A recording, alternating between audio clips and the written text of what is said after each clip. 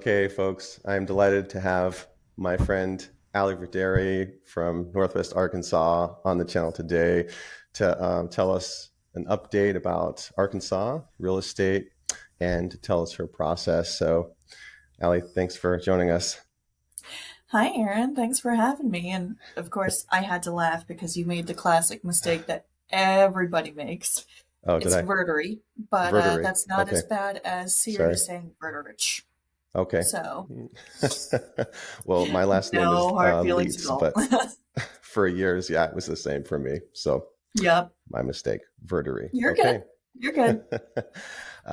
More importantly, you are the blue-haired broker. Great marketing. Yes. Yes. Everybody watching this right now will never forget that. Allie is the blue-haired broker from Northwest That is the Arkansas. intent. That's awesome. So before we get into it about Arkansas and stuff, tell us a little bit about yourself, your history, and your experience so far in real estate. Absolutely. So, like you said, I am the blue haired broker. I'm an executive broker with Thrive Real Estate in Northwest Arkansas. So, that's kind of like the top little northwest corner of Arkansas, or as we like to call it, the more civilized corner of the state, Hmm. where we're close to Oklahoma, we're close to Missouri, and you got all the big hubs up here. As far as my history, I come from a marketing and advertising background. Think the world of Mad Men and schmoozing clients, if you will. And I transitioned about 5 years ago this October into real estate. Kind of jumped straight in, and I've been loving it ever since. Awesome. Cool. When did you make the shift from another color to the blue hair? um, March of this year, I think. Super. I Great tend to marketing. be a little bit of a chameleon, so trying to remember my hair trends not always the easiest, but yeah, this is one I hadn't tried yet. So, Cool. Well, um, tell us, like, I definitely consider, I've never been to Arkansas myself, but I do hear a lot of talk about migration and stuff like that. I know you and I, talked yesterday about this too. How are things looking overall in your market in terms of migration and companies and the overall landscape? they are super strong. So, we get 36 people moving here a day. That's close to about 13,000 new people just moving into our region from out of state a year. Mhm. We are on track within the next couple years to hit number 100 in top metropolitan areas in the Mhm. United States. And our growth is super fast. Yep. I'm definitely hearing that for sure. I think you said in terms of companies, there's quite a few companies like big company headquarters there. Maybe talk about that, and then other companies that may be moving in. Absolutely.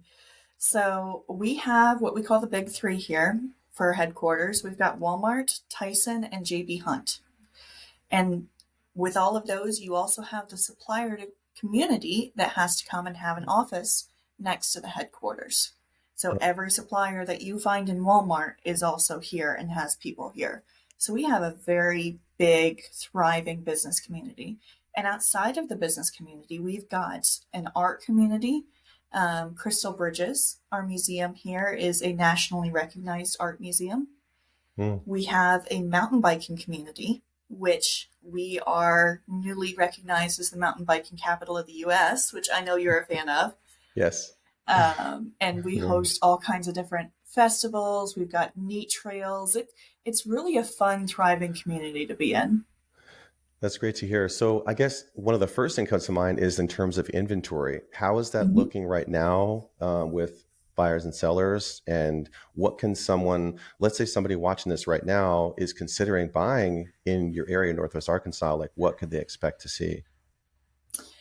Well, I just pulled these stats earlier this morning, but compared to the nationwide average, they can expect about a 24% discount moving to Northwest Arkansas. So our average price per square foot right now is about 189, which Mhm. equates to about 393 thousand for our sold price for a house. Compare that to the nationwide of 516, 500. It makes total sense to move here. In terms of 100%. inventory, uh, we currently still are in a seller's market looking at months of inventory, Mm-hmm. just because, just like nationwide, the inventory isn't there yet. But buyers do not have to face bidding wars, from what I see, above the average. Like anything about 350 or higher, you have a little bit more power in the buyer space. Lower, you are still up against a few competitive offers, but nowhere near as crazy as last year with the appraisal gaps. I was just going to ask about the bidding wars because I know there's certain markets where you're seeing like still like crazy bidding wars for some reason. So I guess in your area, it's still a seller's market, but not a crazy bidding war. Yeah, we definitely got into that in the past couple of years. I had one that we closed that we went 60,000 over and guaranteed it, and that was right at the peak of the market. But Mm-hmm. since then, I'm maybe competing against two to three offers. Usually one of those is an investor, just because we are an investor friendly market with our cost of living being so great and everybody Mm-hmm. wanting to move here. Our market is great for Airbnbs with the mountain biking. People love coming in here for that.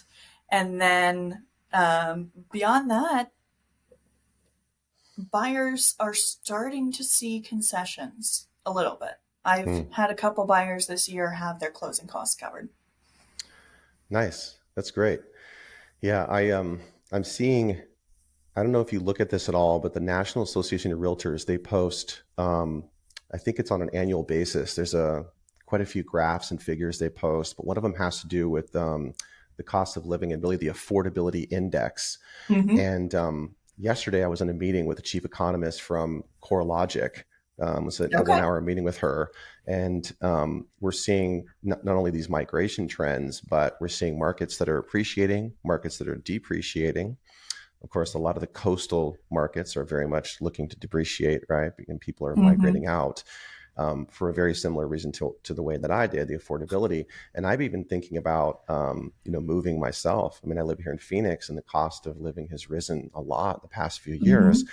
And I'm looking at markets like yours and saying, hmm, well, for my clients, hey, if you're out there, and you guys who watch my channel, you know I've said this before, one specific house hack, right, or a trick is move states, right? If you can work from home, if you can change careers, change companies, change jobs, you can potentially significantly increase your quality of life just by moving. And Northwest Arkansas, may be a place you'd want to consider, right? Absolutely. And out of state buyers are some of my favorite to work with, because usually they're looking, like you and I have talked about it, all different kind of different metropolitans. Maybe I'll check out over here. I'll look in Alabama. I'll look over in Denver. I'll check them all around, and they'll take a weekend trip, and they take a weekend trip here. And the first thing I hear every time is, I didn't know all this was here. Which, yeah, it is. We've got food, we've got biking, we've got art, we've got growing business. And the nice thing from an investor standpoint about Northwest Arkansas is we tend to be in a protected bubble because of those big three companies, Mm-hmm. where you don't see the nationwide depreciation that you do elsewhere. Interesting. You know what? One funny question that comes to mind, because I've been looking at other markets too, is how is the internet access in Northwest Arkansas? The closer you are to the metropolitan areas, the better it is.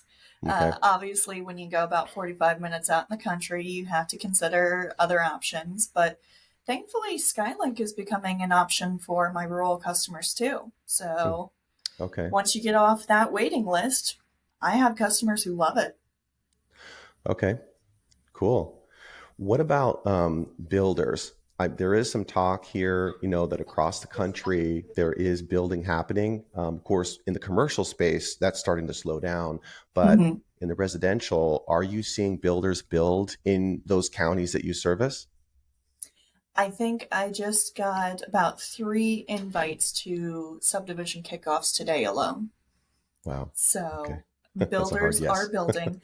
Okay. They have learned their lesson from 2008. They're not building more inventory than they can sell. They are more conservative, Hmm. but we do have a good new housing inventory here. Okay. Are you seeing builders offering like big, concessions like they were, maybe last year, or is it more settled down? They have definitely changed their tune.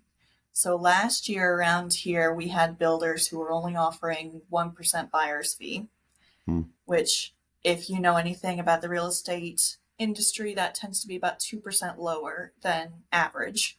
Hmm. They wouldn't offer hardly any upgrades last year. It was all, I'm going to get the business anyways, so just come to me. Now I have partners in the building process again. They are offering fair buyer agent rates. They are offering concessions on upgrades. They are offering lender partner incentives towards closing costs. It's coming back into the partnership era, and I really appreciate it. Super. Yeah. I mean, I know it's like it seems like you still have this high amount of demand where so many people Mm-hmm. want to buy, and they're like, this might not be the case in your market, but in so many markets, you're like, gosh, there's only like 71 houses. Like, how am I supposed to find something? And so it's like, well, the builders need to start building, right? Mm-hmm. Like, okay. Yep. Yeah, the builders are definitely building here. A lot of them are still talking even before they break ground. So we are pretty ahead of scale with that. But Mm. thankfully, they are supplementing some of the inventory. We just have to get sellers back on the market again, too. Yeah, actually, I was going to touch on that, but before we talk about like your process, because I definitely want to Mhm. have people know about how you work with your clients. Um, Something that comes to mind too is, we were talking about this yesterday on my meeting with CoreLogic, is if we see rates potentially interest rates go down into the fives potentially next year, we could at that point start to have massive bidding wars again, right? So I'm telling a lot of people, if you're watching this right now and you're thinking of buying, right, in Northwest Arkansas or somewhere else, don't wait until rates drop, because that is the point where, yeah, we have you pre-approved, but now everybody else is pre-approved, right? Say in Mhm. Allie's area, and now you're just like, well, dang it, now I can't get a house because everybody else is competing against me, right? I know you and I are preaching this exact same point on social media right now and trying to get people to listen. I agree 100%. I hear a lot of people say, well, I can't buy now, rates are too high. Have you checked? Have you tried qualifying with the lender to see if you can? Because there's a lot of misconceptions out there. People thinking that they can't qualify with a 650 credit score, thinking that they can't afford based on the Zillow calculators that they used. And I'm sure you love those just as much as I do. The A in Zillow is for accuracy. So we definitely tell them just try, Yep, you know? And if you can actually qualify to buy right now with the home that you want, do it. 100%. Absolutely do it. Because, like you said, we're not facing those bidding wars as much right now. And when the supply of buyers comes back, that demand is going to skyrocket. Yeah. And guys and gals that are watching this right now, just so you know, I did this very thing with my home that I'm sitting in right now. When I bought my house a few years ago, the rates were not exactly where I wanted them to be. They were like in the Mm-hmm. high fives. Okay. And then what did I do? I just waited till the rates went down and I refinanced. Right. Yeah. But if I had at that time, if I had waited, I would not have been able to buy this house. It would have been a bidding war. And I was lucky enough to Mm-hmm. catch it before the bidding war. So what Allie is telling you and what so many other folks are saying is, don't listen to the doomers and gloomers out there, Please don't. right? Because there's so many of them on YouTube that are not reliable sources of information. Listen to somebody who knows and that you trust and has accurate Mm-hmm. data, right? And that makes sense. That's logical, right? Yeah. Logical alone, There you right? go. And Well, yeah, and one thing that I hear too is, well, I bought during the pandemic, so I'm locked into a 3% rate. I don't want to lose that. Okay, let's talk about making your home an investment home. Can we use your projected income rates and put that into you qualifying a new home. 100%. Yep. Keep your rate and get on the property ladder again, right? Mm-hmm. Yeah. So what does it look like? Let's say somebody is thinking now, about, hey, maybe I am going to buy in Allie's area. What does your process look like working with someone? Yeah, I put them through a buyer consultation first. So I am very much a relationship broker. I want to get to know you. I want to get to know your wants versus your needs, why you really want to buy. What is your incentive? Is it you're moving here and you need a house fast? Is this going to be your final home? Is this just your first home and we're going to stair step it in 5 years? I want to know because all of those different things impact the buying process and impact how I approach it too. So typically, I like to either talk to people on an extended phone call or even bring them into the office. And if they're comfortable, I will bring in a lender at the same time to pre qualify them if they haven't started that process so that they can ask all of the questions that I know enough of, but aren't my swimming lane to answer in terms of debt to income, in terms of how do these things on my credit report apply. And we get them qualified right then and there. So that night or the next day, we can start the fun part of home shopping.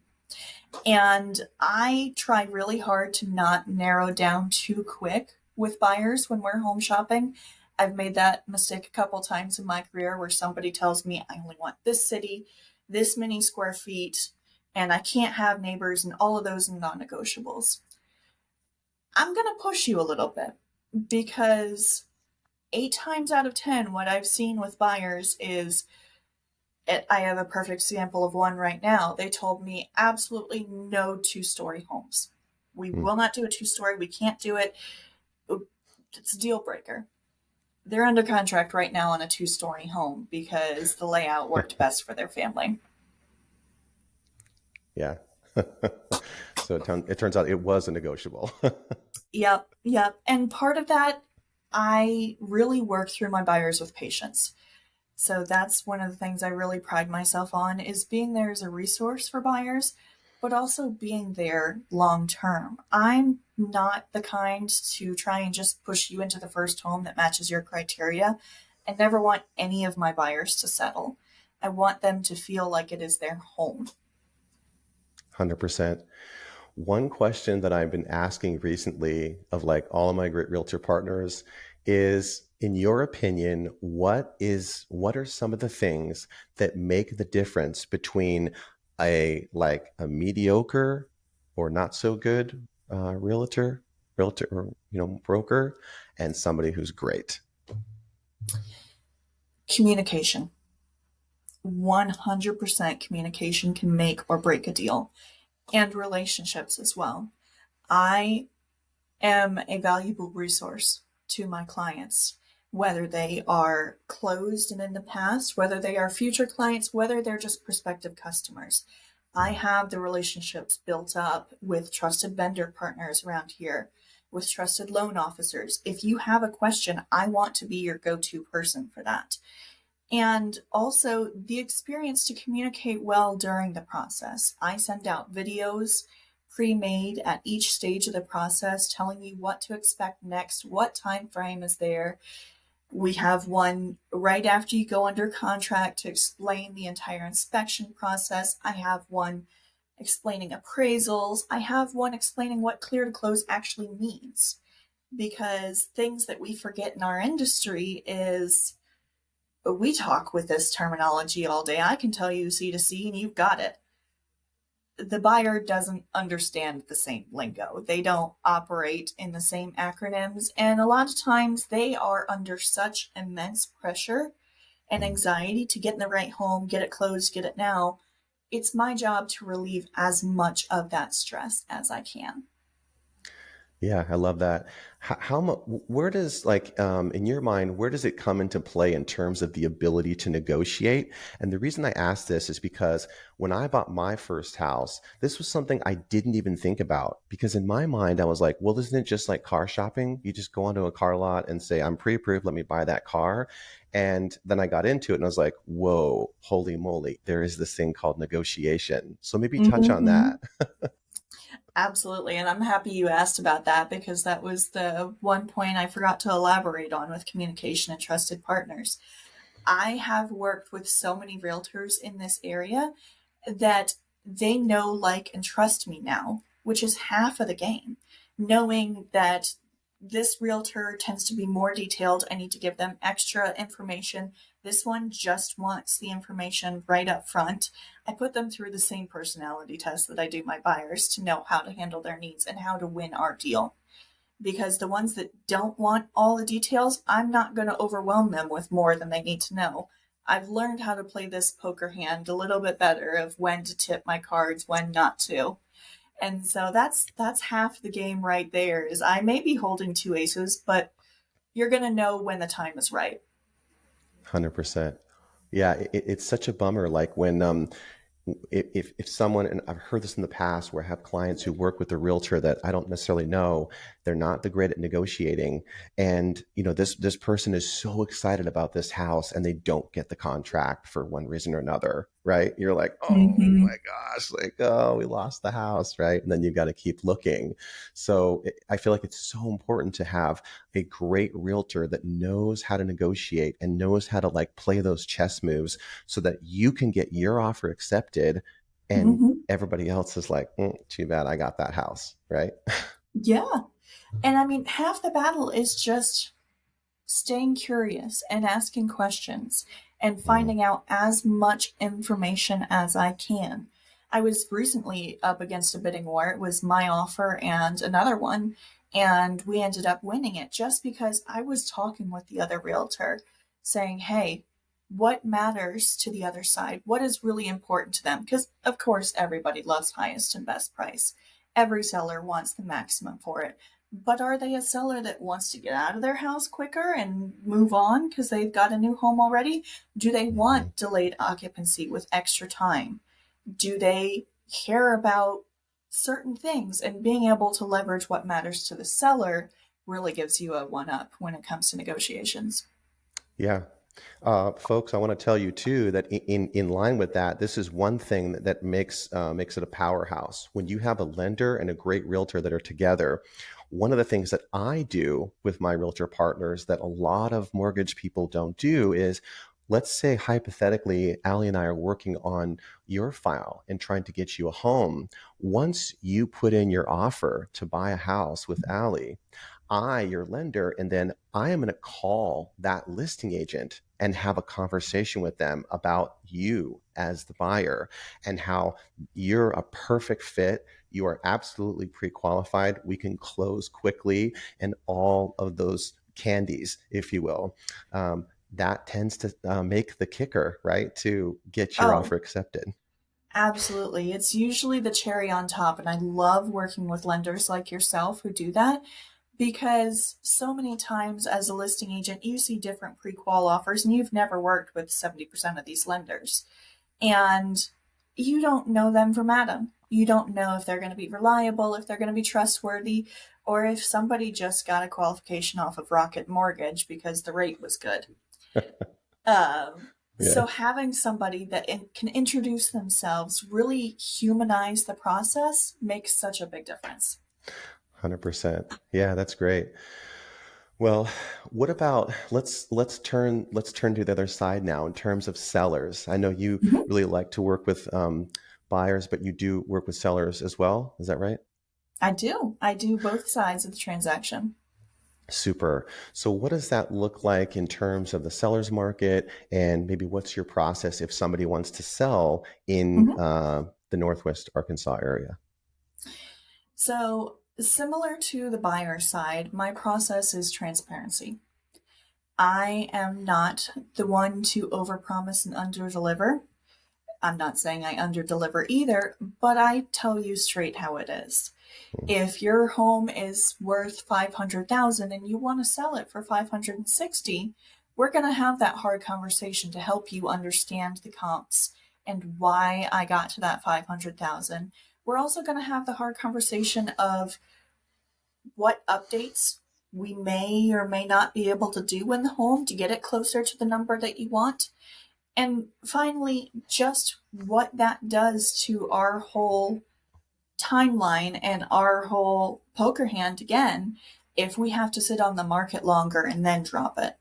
Mhm. Because, of course, my goal is always to go under contract as fast as we can at the best price that we can. So I have resources for my sellers. I have an entire selling packet where I have all my vendors who, if they need an electrician, they need a plumber, they need flooring work done, it's already ready and there. I talk through the entire process with them in that initial consultation. And really, I like to come out to the home because seeing the home in its condition, and trust me, guys, I have heard this time and time again. You don't have to apologize for the state that your home is in when I come out for your listing appointment. If Mhm. you came out to my home right now, I guarantee it would not be as clean as I would want somebody in it either. But that's where I come in to tell you where to focus on, where we need to declutter, what actually matters. And it usually comes down to the biggies of depersonalize, declutter. And that can make such a difference. Huge. One thing I would like if you could touch on this, and I know you and I talked off camera about this too, is sort of like how a lot of times, if you're going to list your home for sale, we've Mm-hmm. seen these situations where a seller is convinced that their house is worth the Zillow price. And you, Mm-hmm. as the realtor, you're far more experienced. You're able to put comps together that are accurate. And you say, no, I believe the house is worth this. And then the person decides, no, I'm going to list it for this, or I'm going to go with another agent who will list it for what I say. And then the house sits forever and it's a bad experience. So maybe touch on those things for those who are thinking of listing. Sure. So it's my job to sell your house. It's my job to get it sold at what the market dictates it will sell for.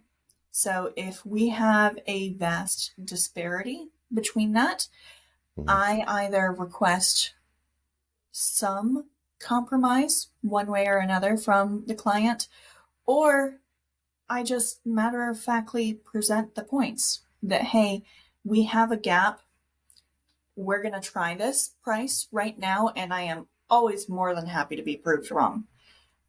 When it comes to buyers finding a home that they saw last minute off of Zillow, when it comes to sellers saying, no, my gut really tells me it's this price, I am always happy to be proved wrong Mhm. because that's part of my learning and my accountability.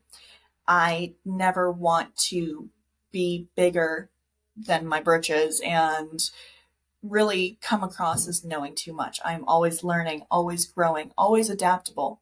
And so I am going to put so much marketing and time and money into your home that I want this to be a partnership. And that's really how I frame it up is that we're going through this together. It's my job to get your home sold, but it's your job to meet me halfway, to allow showings into that house, to keep the home in a showing ready condition, which is part of the discussions that we have. If you've got little kids and you've got to pick up the tornado they just created in 20 minutes, you might need a 4 hour showing time window instead of the two, where it really becomes 30 minutes a lot of times. And that's just discussions that we have, that there are different levers that we can pull. And it's my job to be able to let you know those. Yeah, I love that. And I think with the few minutes we have left here, one thing that I want to place in you guys' mind who's watching this right now is that when you're hiring a realtor, you're effectively an employer and you're employing Mm-hmm. someone and paying them to do a job. So if you pay them to do that job, right, I'd like to encourage you to trust them. Trust the realtor when they tell you something. One of the reasons I say this, and I definitely want you to touch on this, Allie, is in the last year, I've had 3 or 4 different experiences where I have someone I have pre-approved. They're listing their house for sale, and they tell me that they're certain it's worth this. Now, for me, I'm a real estate investor, so I can comp houses as well. And they tell me, well, my realtor, Allie, said it's only worth this, but I'm going to go against her advice, and I'm going to say we're just going to list it at this, and then it just sits. And that's something that many sellers don't necessarily understand in terms of buyer demand when it comes to a home. especially coming off of this peak seller's market where a home was under contract within 12 hours. The longer a home sits on the market, the less desirable it becomes to a buyer. Yep. Because the longer it sits on the market, the more a buyer starts mentally discounting it. They start asking themselves, well, what's wrong with this? Why does nobody want this home? Why has it been sitting so long and not gone under contract? There must be major repair issues with this, because they know that the inventory is low. They know exactly what their purchasing power is. And so they start second guessing, why does nobody else want this home? What should make me want it? And that is part of my job as a listing agent, to remind you, why should you want this home, no matter the amount of time that it's been on the market. It's to Mhm. highlight the features of the home, to highlight the real honest benefits of the home. But half of that battle is overcoming the buyer mindset. And Mhm. so the difference in pricing high and dropping later can really hurt your buyer mindset. That's one of the huge reasons why I have you on here right now, Allie, because right. Again, those folks that watch my channel, you guys know that I'm only going to have realtor partners and friends who are no nonsense. They don't sugarcoat stuff. They're extremely knowledgeable, right? And they're going to tell you the truth so that you can get across the finish line and have a great experience and you have the correct expectations, avoiding those big pitfalls of somebody who just wants to tell you what you want to hear for today, Yeah. right? It's like buying a lemon car straight off the lot. It's gonna look super pretty, and that rate is gonna sound so nice when you pull it off the lot, but you don't want the car to break down 20 days into the transaction. You want to know that what you have is reliable and Hmm. guaranteed. And that's what I promise. I promise transparency, that you're never gonna not know anything that I don't. I But love I'm it. not going to bring problems to you. I'm going to bring solutions. Yeah, it's all about the experience, right? At the end of the Mm-hmm. day. Well, this has been great, Ali. I know we're at the 30-minute mark. Where can people find you if they're thinking about either getting advice from you or buying or selling in the Northwest Arkansas area? Absolutely. You can find me on Facebook. Allie Sells NWA, ALLIE is my handle. You can also find me on TikTok at the Blue Haired Broker. A little bit more humor on there, but every different side of your realtor is what you should appreciate. Also, feel free to call or email me anytime. My number is 314-517-3196. I unabashedly say that is my cell. I'm giving it out there to the world because I want to talk with you and make sure that we're the right fit. It's not the same as my local area code. It's actually from my hometown of St. Louis, but that's because so many trusted people now have that number. Why fix what Super. isn't broken? Yep, love it. And folks, if you didn't write that down, don't worry. You don't need to rewind this tape because you can just look in the description box below and I'll have all of Allie's contact information. So Appreciate once it. again, yeah, thanks again, Allie, and we'll see you on the next one. All right. Thanks, Aaron.